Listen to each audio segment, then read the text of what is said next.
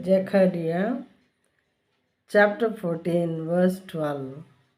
And this shall be the plague with which the Lord will strike all the people that wage war against Jerusalem. Their flesh will rot while they are still standing on their feet.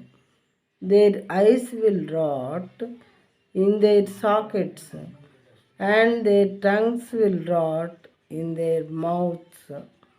మరియు యెహోవా తెగుళ్ళు పుట్టించి యెరూషలేము మీద యుద్ధము చేసిన జనములనందరినీ ఇలాగున మొత్తును.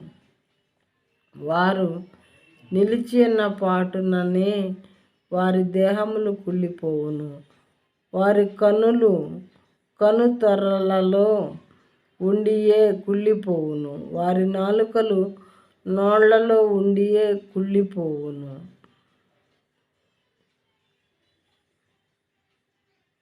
యెరూషలేం మీద యుద్ధము చేసిన జనములనందరినీ ఇలాగున మొత్తును అని రాయబడి ఉన్నది.